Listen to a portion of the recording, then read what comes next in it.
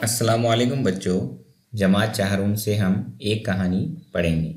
उसका नाम है पहले काम फिर आराम। किसी गांव में एक किसान रहता था। वो सुबह सुबह अपने खेत में काम के लिए जाता और शाम को लौट आता। एक मर्तबा वो खेत में हल चला रहा था कि उसे एक हीरा मिला। हीरा पाकर किसान बहुत खुश हुआ।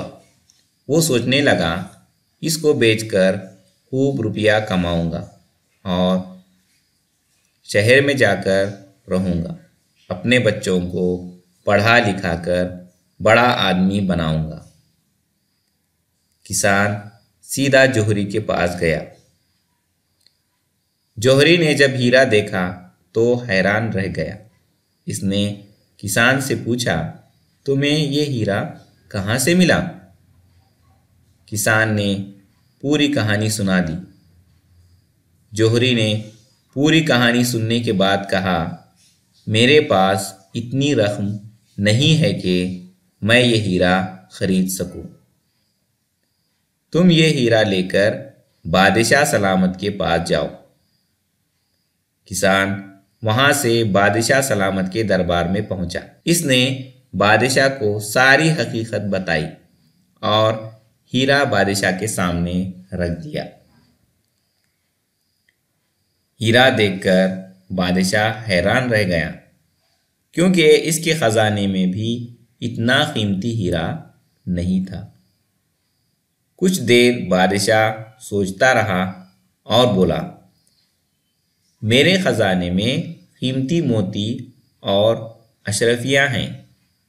मैं तुम्हें 1 घंटे की मोहलत देता हूं। तुम वहां जाकर जो लेना चाहो ले लो।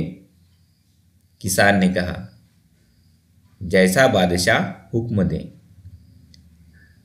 बादशाह ने अपने नौकर से कहा, इसे खजाने वाले कमरे में पहुंचा दो और 1 घंटे बाद बाहर निकाल देना। नौकर किसान को खजाने के कमरे में ले गया। किसान इतना बड़ा खजाना देखकर बहुत खुश हुआ। वहां एक आरामदायक मखमली बिस्तर बिछा हुआ था। किसान ने सोचा, अभी बहुत वक्त है, पहले थोड़ा आराम कर लूं, फिर जो चाहूँगा ले लूँगा। चुनांचा वो बिस्तर पर लेटा और इसे नींद आ गई।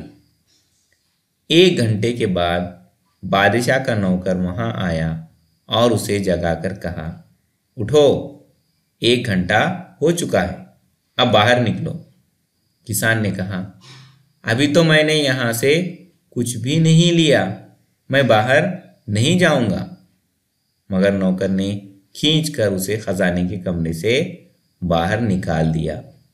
किसान रोता हुआ बादशाह के पास पहुंचा और सारी बात कह सुनाई।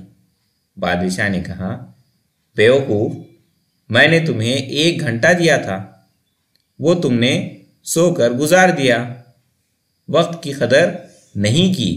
जाओ, अब दोबारा खेत में काम करो, यही तुम्हारा नसीब है। ये सुनकर किसान बहुत रोया। उसके सारे ख्वाब टूट गए थे। इसकी हालत देखकर बादशाह को इस पर तरस आ गया। उसने किसान को ढेर सारी अशरफियाँ दी और कहा, वक्त की कदर करना सीखो।